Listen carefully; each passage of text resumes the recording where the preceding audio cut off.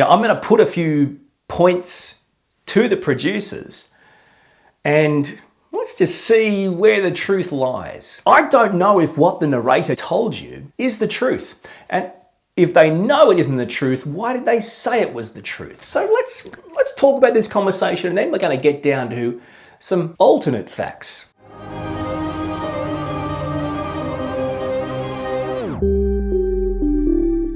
We are about to talk about episode 5, season 2 of Love on the Spectrum, the final episode for season 2. I hope you had a chance to check out all my other videos and all the other episodes. And on this video, I'm going to give you my honest autistic opinion on episode 5, the finale of season 2 of Love on the Spectrum.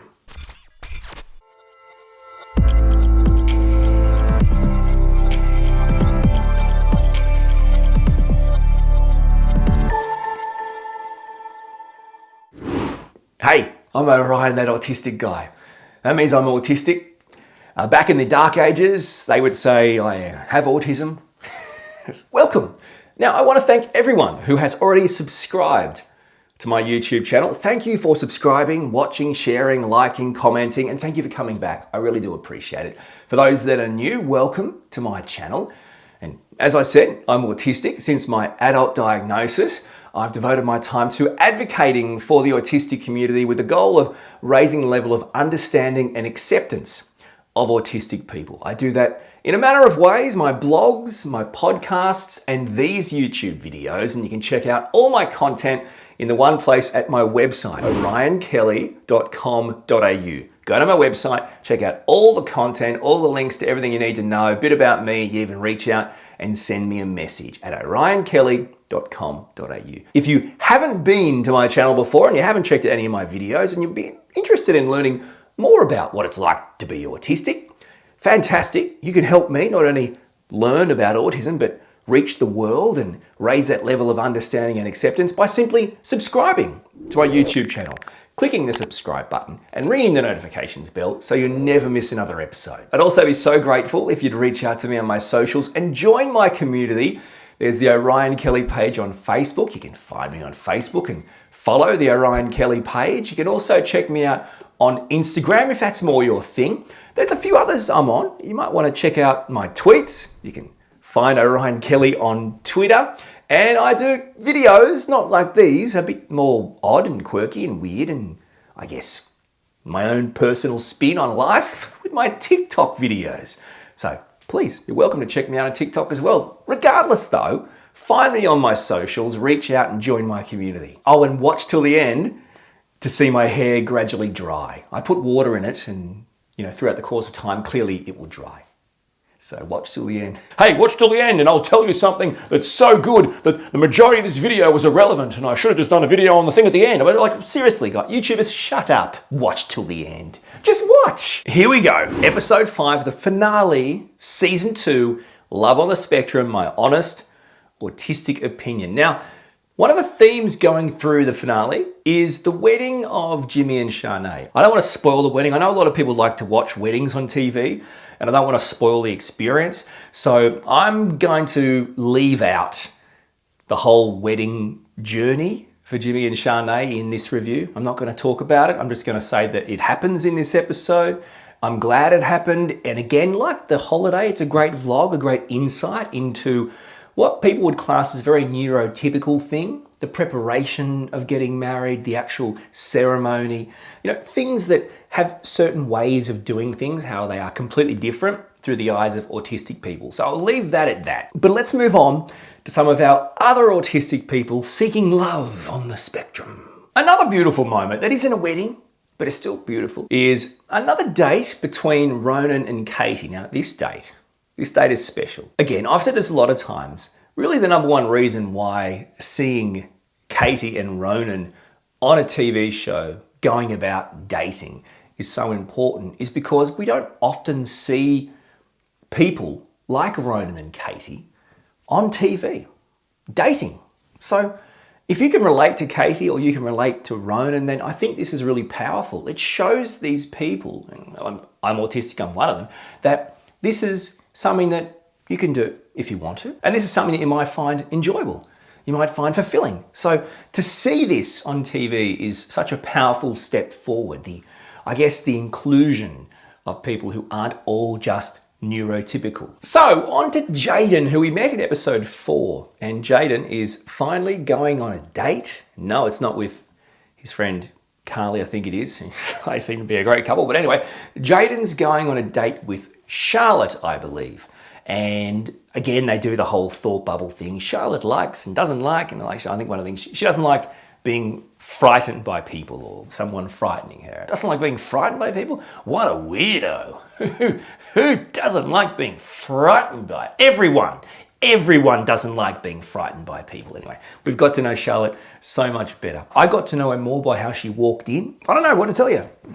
Have you ever watched The Wizard of Oz? I was fearing for my life and I was watching it on TV. Jaden didn't seem nervous at all. There's something about him saying, mucking up in front of the whole world. There's something really sad about that. This idea that it even occurred to him that his autistic self is kind of being exploited for the entertainment of the world. And is that right? And I mean, he's shaking all over. And hey, how you feeling, Jaden? Tell us some stuff. It's like, I don't know.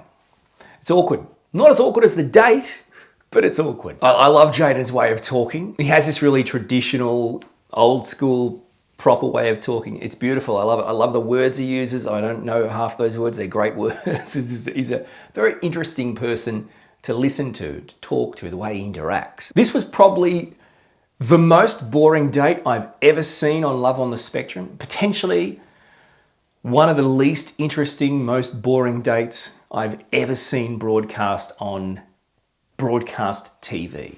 I'm not trying to be rude. I'm just providing my own autistic opinion. I don't even know if I can talk about this date anymore. It's not that it tasted bad, but by the end of it, I can't get the weird aftertaste out of my mouth. By the way, who does this? Who's picking these people? So I guess my question is, who does this?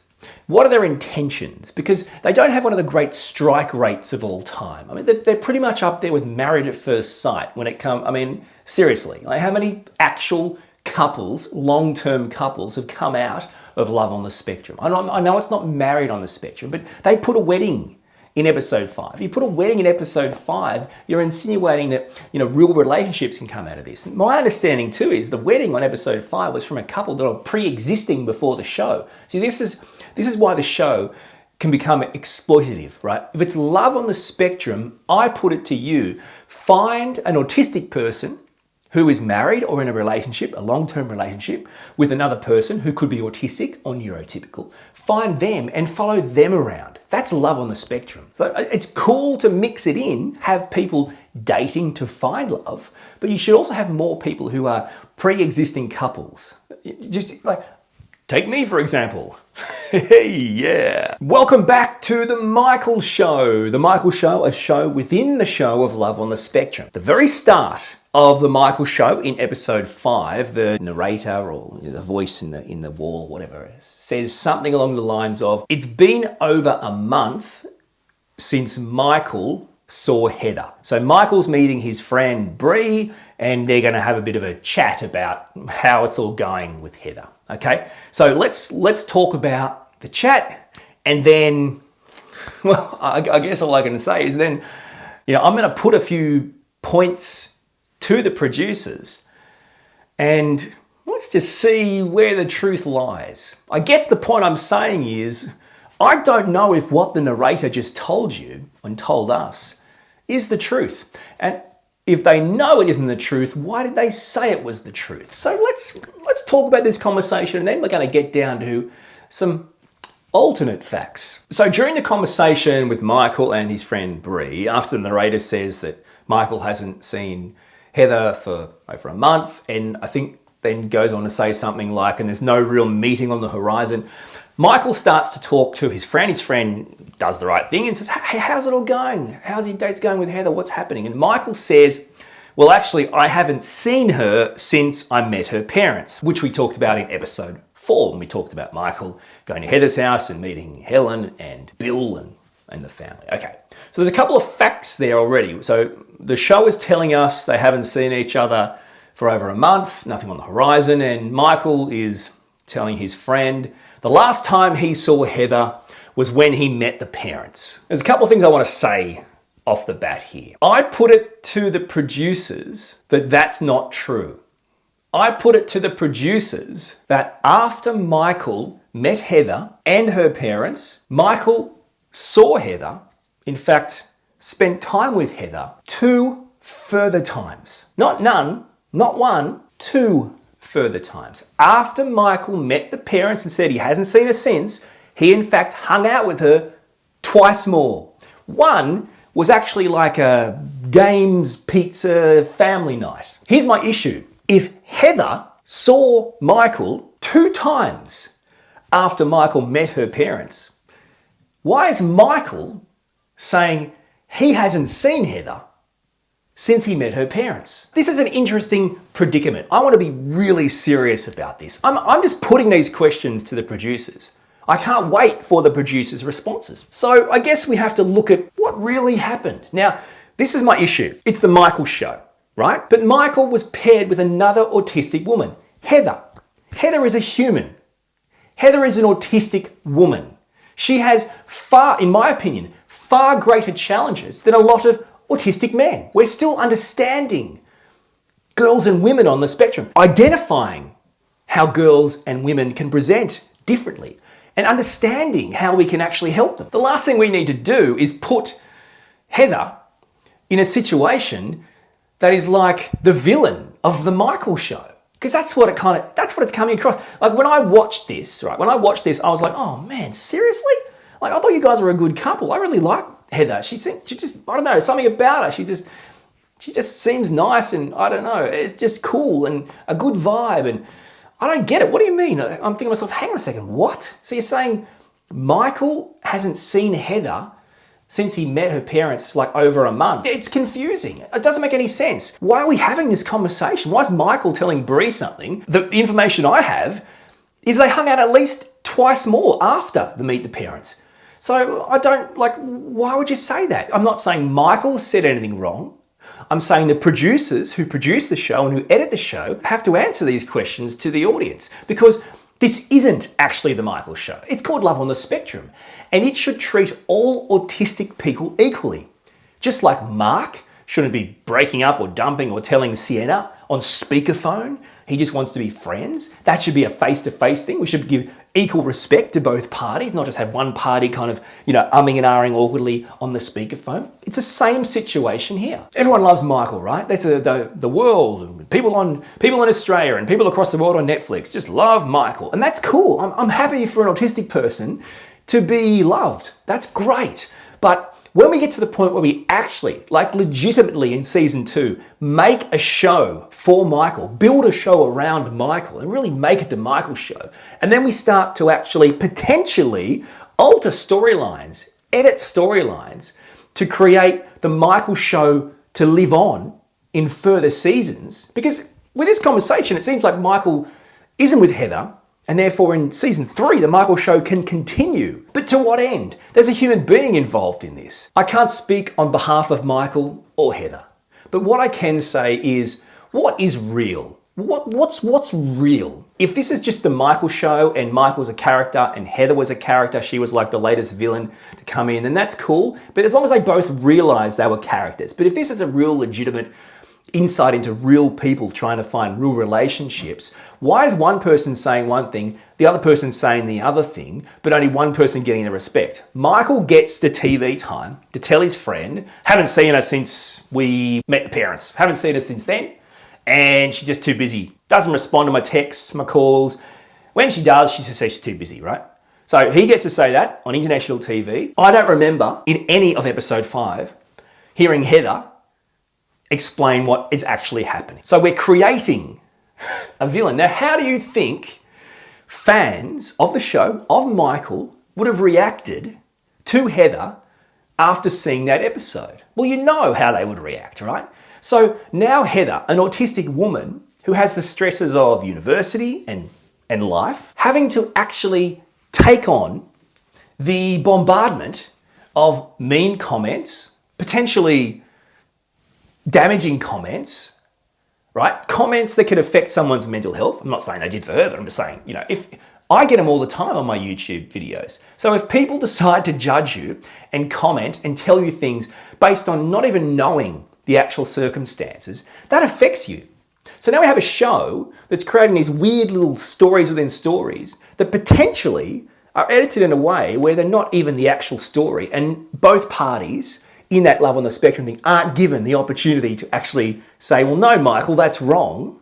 You can't say that. That's not right. This is what's, get them together at least. Then to me, we have to think about what the purpose of this show is. Okay, so let me give you some information. This is what I know. This is what I can tell you. In this conversation, Michael mentions, look, I've tried to reach out to her because Bree's asking about that, because I think it's a good question by Bree.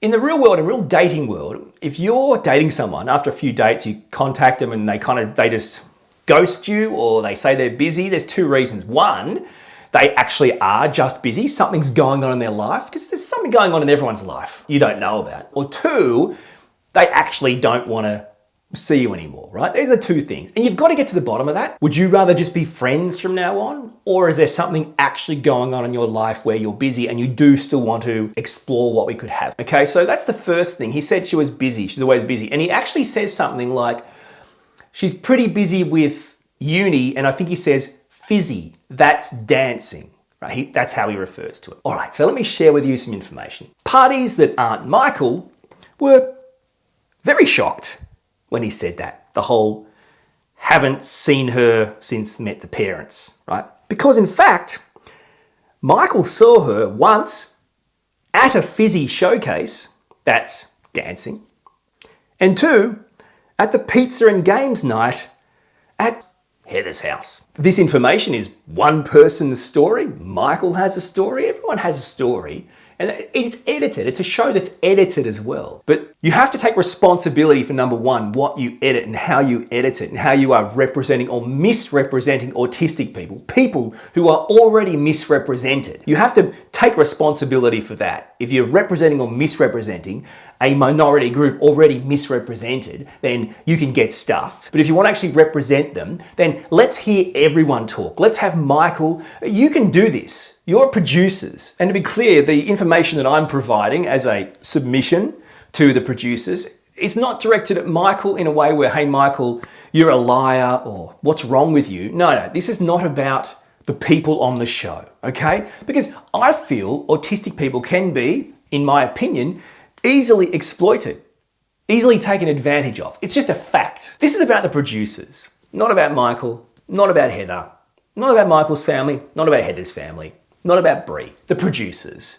Why is this happening? Now, as the conversation progresses, Michael talks a bit about his feelings, and then he goes on to say something like he doesn't really pick up any chemistry. He has dated Heather, okay, and now he's saying to his friend, to the world, he doesn't pick up on the kind of chemistry he would require.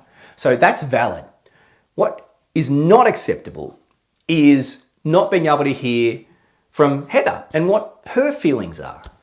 Is Heather too busy? Is she saying she's always too busy because she is too busy, or because she just doesn't pick up on chemistry either and doesn't want to continue to date him and doesn't feel like telling him, or hasn't been given the opportunity, or a bit of both? But it doesn't matter what it is. It just matters that we get to hear it. We heard from Michael on the Michael Show. As a rule, both people put out chemistry and get it back. Like, if you're not feeling chemistry, then the other person probably won't be either. Not always, but it's not uncommon for that to happen. So it's just unfortunate that it's such a one-sided view of this relationship. It's a prime example. It's the Michael Show. Only problem is, the other person in this relationship, Heather, is actually a real-life autistic woman. So she's not a character in a sitcom. Now, this is a bit out of order with how the episode actually runs, episode 5, season 2, Love on the Spectrum. But just to keep the flow, I'm going to continue on from the scene where Michael chats to Brianna. And I think I've completely covered what's been said and why I think it's completely unacceptable. And number 2, to the further scene later in the episode where, after talking to Bree, Michael decides he will call Heather on the phone and tell her he just wants to be friends. These examples where one party is able to be on camera and they just speakerphone another party in any situation. And autistic people have safe zones, comfortable zones, and very awkward, uncomfortable, anxious zones. And it's it's important and appropriate that you consider both parties, but that's not the case. So we're just going to cold call potentially Heather on speakerphone and tell her, I just want to be friends, right? So this is what happens in the episode. Michael makes the call. The information I have with regards to this phone call is what I want to share with you, because I don't think we need to talk about the phone call. We know what he's calling her to tell her. My opinion, again, is the same as what I've just said. That's okay, but they need to be in the same room, or it needs to be a situation where both autistic adults are able to tell the other person and the world that's watching this, right? They're not doing this in their own privacy, their own story, their own side, their own feelings. Oh, okay, Michael, well, I appreciate you saying that. I know we've gone on a couple of dates since you met my parents. No, we haven't. No, we haven't. Oh, no, we have. We definitely. Yeah, we have, Michael. No. But I don't feel chemistry either. So cool, mutually. We both look like good adult autistic human beings, and let's move on. Good luck. Thanks for your time. Catch you later. That's a much better interaction, right? But it's not the facts. So here's the facts. When Michael made that call to Heather, again, not being able to be in the same room or face to face, it wasn't like Heather was just floating around in Wonderland. That call was made at a time when Heather was in the thick of uni, and in the actual moment of that call, Heather was in a lecture, right? So watching a lecture, a uni lecture, that's important if you go to uni, okay? So that is actually busy. Being at uni, doing uni, you are actually busy. It's pretty intense. She stated in past episodes, she can find it quite stressful or overwhelming. Not a good time to get dumped. Not that she's getting dumped, but you know what I'm saying. In addition to that, that whole time where she's busy, right? She's doing uni and her grandma was really ill. And when I say really ill, my information is her grandma was seriously ill. She was stressed with her grandma's serious illness and uni, as he called her. Now, if this was set up for them both to get together, that wouldn't have been the case. So it's not only unfair how she was portrayed, as in she just ghosted him, right?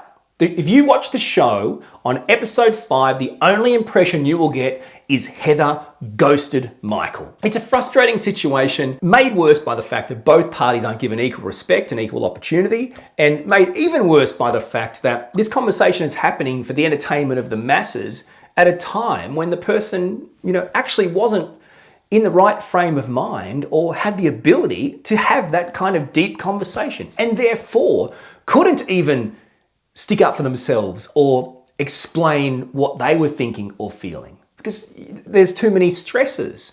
And in addition to that, you couldn't anyway. Even if Heather was in a better place, her grandma was healthy and she had no uni, even then, she couldn't have contributed to the conversation that Michael had with Bree, because she wouldn't have known of the conversation Michael had with Bree until she watched it go to air, right? So Heather was left out in the cold here. Michael's saying his side of the story. Well, where's Heather's side of the story? It's gone to air. Can you see the detriment this could have on someone's life? Where is Heather in this entire conversation? No, Love on the Spectrum producers. This is not acceptable. This is not good enough. So I think I've made my point. Have I? I mean, I'm autistic, so I usually make it 10 times, but I think the point's been well made. Let's move on to the remainder of episode 5. Okay, something I can be happy about.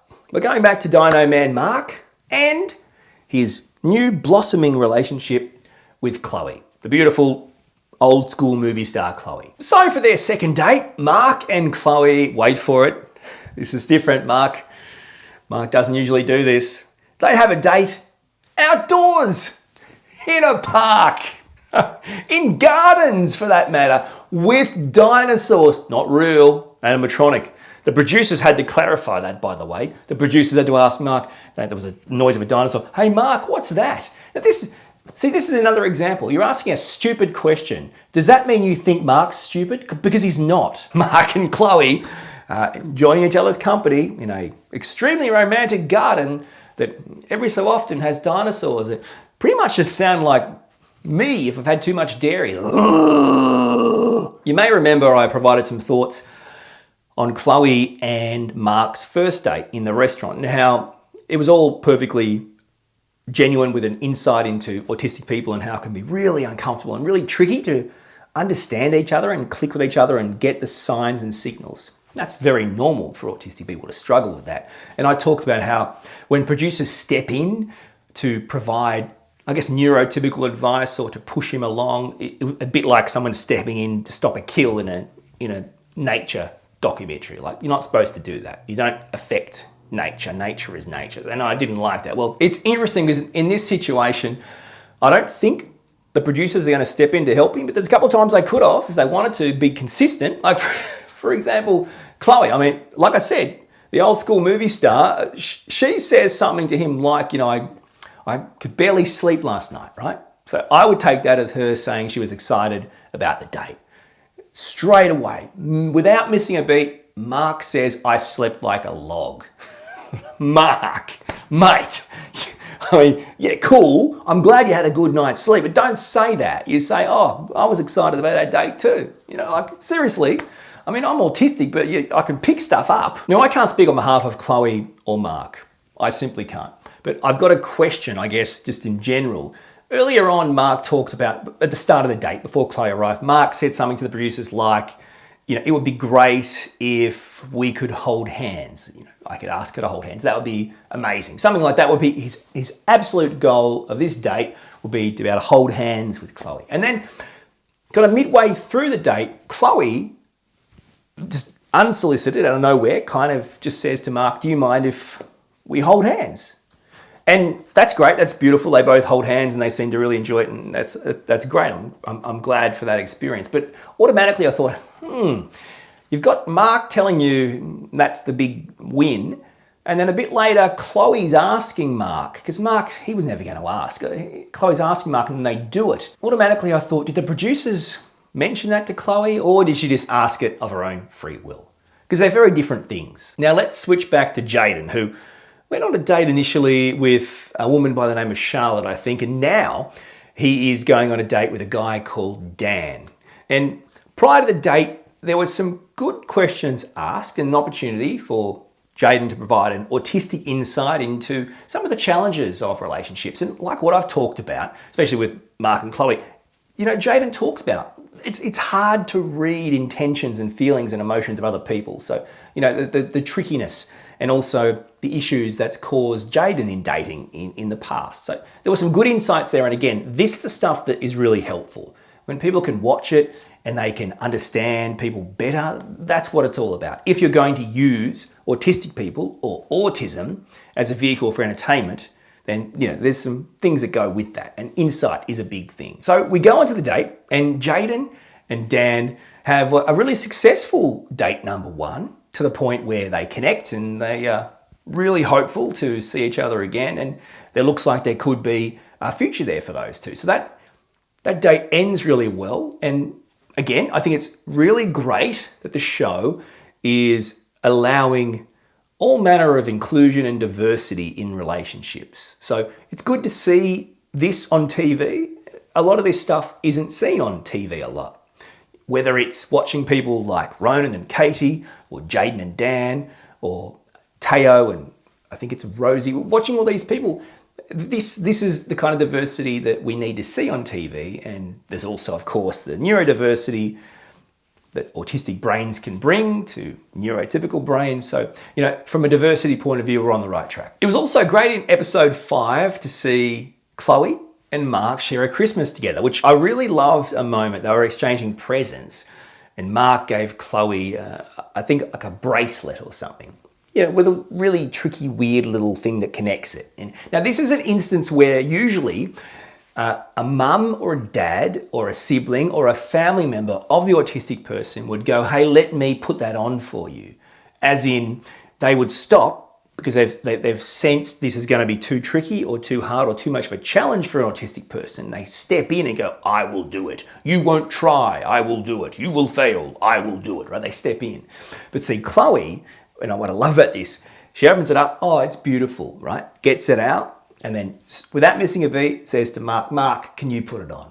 Right now, you can see the look on Mark's face. Oh, he's thinking to himself, hang on, people usually do this for me. Don't usually do this kind of stuff, but he does it. He does it because he can. This is a great lesson. Chloe just acted like Mark and her. are people who can do things. Wow, the horror, the horror. Family members and friends. And it's okay to let autistic people try things and fail. In fact, I would much prefer to fail than to succeed, because in failing, I know I will not only grow and get better at things, but my overall success will be far greater than the little successes I would have had along the way trying things I know I could do. So you need to let people try things and fail and get good at things. The confidence that builds, that's a great moment and a great lesson for neurotypical people in the lives of autistic people, even kids. Let them try things, let them do, don't step in and do things because you sense it's going to be too hard. Episode 5 ends with the wedding. We talked about this before. We're not going to go into this anymore because I don't really want to ruin this kind of stuff for you. I know people that want to watch the review just to get a bit of a gist, but still want to enjoy the beauty of an autistic wedding in its glory without me ruining it. And so I'm not going to. Okay, it ends with a beautiful autistic wedding you will absolutely love because it's just so bloody different. And then at the end, there's kind of like, you know, at the Oscars when they do the weird montage with the sad music of all the people that have died over the last year. Yeah, it's kind of like that, but for living, breathing autistic adults. I don't want to ruin it for you. You actually get to find out where they are now, today. What relationships lasted, what didn't. A few cliffhangers. Who will be back in season 3? I know what won't be back in season 3. Everything I said shouldn't. Right? Oh, and lastly, in the credits, it says consultant, Judy Singer. I'm not going to go into the history, the qualifications, and the sheer wealth of knowledge that Judy Singer brings to this space. I'm not.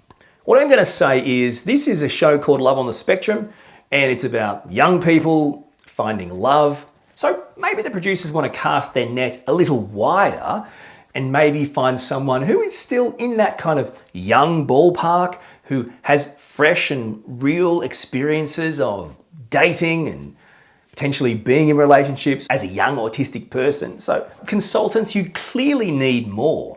Not saying that your consultant has failed. I'm just saying from all the reviews I've done of this show, there's many things that have simply been done badly. Really misrepresented autistic people. So how about you find some more consultants? There's one person I know really well you might want to call. Not going to call. I think I'm going to disappear from the world for a while after that one. That is my honest autistic opinion on episode 5, season 2 of Love on the Spectrum.